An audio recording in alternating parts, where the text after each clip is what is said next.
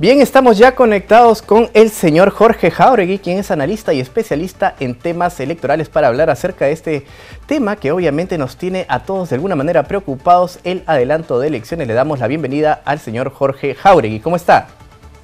Buenas tardes, un placer, encantado.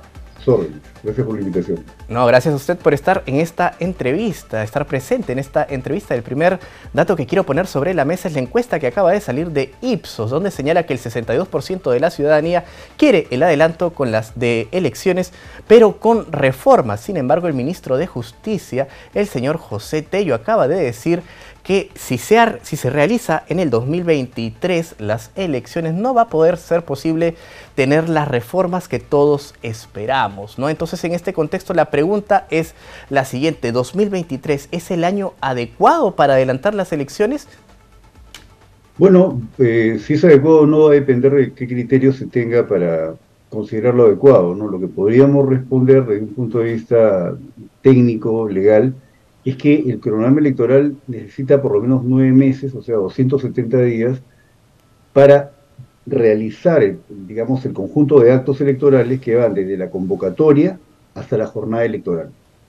Entonces, cualquier plazo que se tenga que pensar, ¿no?, tiene que incorporar por lo menos 9 meses o 170 días para la jornada electoral, es decir, lo que va, el periodo que se contempla entre la convocatoria del proceso electoral y el día de la elección o la jornada electoral propiamente, ¿no? Ahí hay una serie de actos electorales, ¿no? Por ejemplo, en principio tiene que auditarse, fiscalizarse el padrón electoral, ¿no? Que esa es una competencia del Jurado Nacional de Elecciones, ofrece una seguridad jurídica respecto de quiénes son las personas que votan y dónde votan, ¿no? Por eso Claro. el Jurado Nacional de Elecciones autoriza el uso del padrón electoral. Luego hay una etapa en la que tiene que definirse las circunscripciones administrativas, ¿no?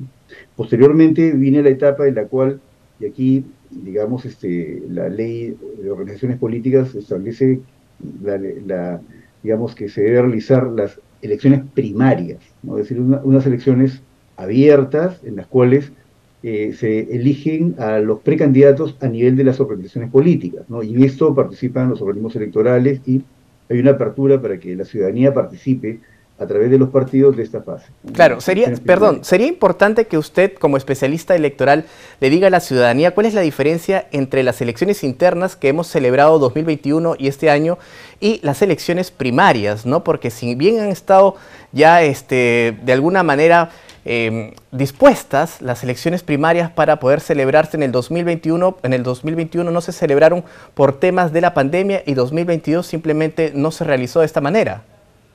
Correcto, bueno, como le decía, hay una serie de etapas, ¿no? Vienen las elecciones primarias, luego viene propiamente la inscripción de candidaturas, y luego vamos ya a la campaña electoral y a la jornada electoral. Luego de esto hay una etapa final que tiene que ver con el procesamiento de la voluntad política expresada en las urnas y el otorgamiento de los resultados a través de la proclamación. Este es el conjunto de actos electorales que vienen a ser el proceso electoral. Para eso se requiere 270 días, no es posible hacerlo en menos tiempo.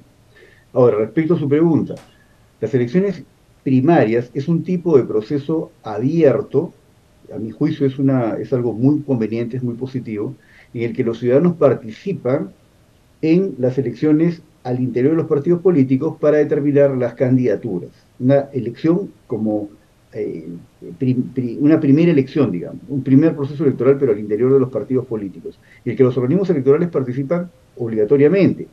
Y es una elección abierta, mientras que las elecciones internas son organizaciones hechas por los partidos políticos con la participación de los organismos electorales, pero no son elecciones en las que están abiertas la participación de los ciudadanos de modo general, sino solo los afiliados.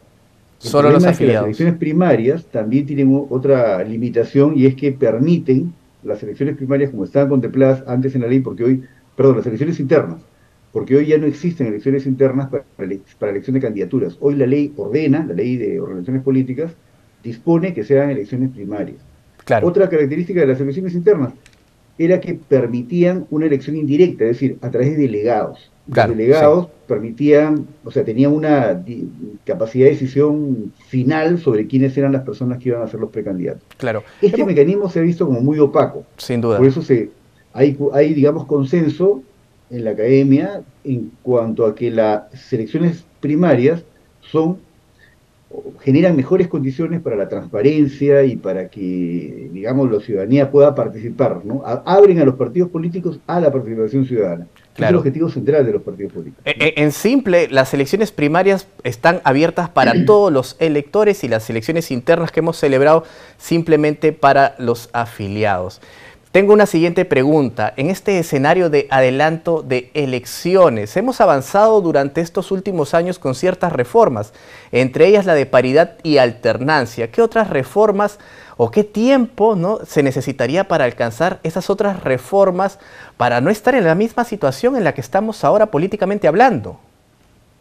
Correcto. Ve usted, una reforma política, más que una reforma política pasa por un conjunto de elementos que son verdaderamente muy amplios. Por ejemplo, tendríamos que incorporar la discusión si nos mantenemos en un presidencialismo parlamentarizado, que verdaderamente genera muchas complicaciones para lograr equilibrio de poderes, como el que tenemos hoy, o migramos a un presidencialismo equilibrado, como por ejemplo el estadounidense. Sería interesante ver si todavía mantenemos un régimen unicameral o bicameral, si mantenemos un régimen cerrado de 130 escaños en el Parlamento o establecemos que el número de escaños esté en relación con la cantidad de electores que votan, Ujú. lo cual sería mucho mejor a mi juicio.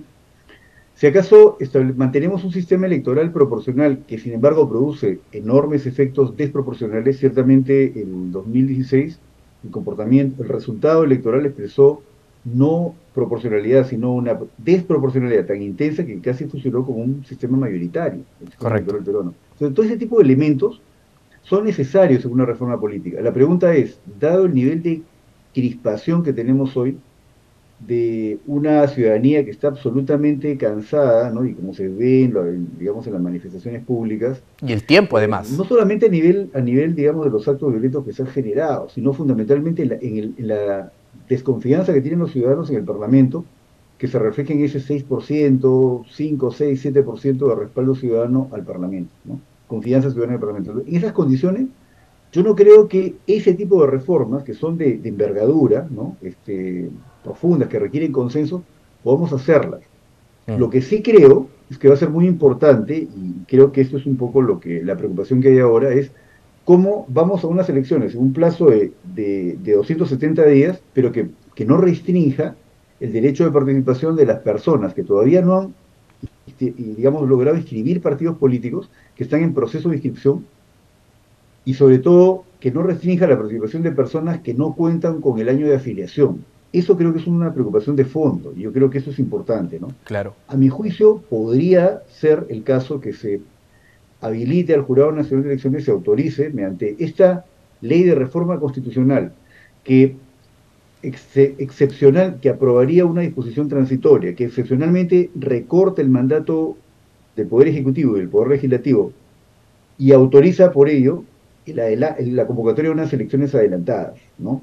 Generales. Mm. En esa misma norma se podría habilitar a que el Jurado Nacional de Elecciones, a través del registro de organizaciones políticas, pueda suspender la aplicación de estos requisitos de un año de afiliación y además permitir que por lo menos hasta las elecciones primarias, que no se van, no es lo primero que se hace, no es el primer acto electoral, por lo menos hasta las elecciones primarias, los partidos puedan culminar el procedimiento de inscripción, Claro. ¿no? Y puedan afiliar candidaturas. Esto evitaría que se restrinja el derecho de participación tanto de organizaciones políticas que están en proceso de inscripción como de ciudadanos que ahora no están inscritos.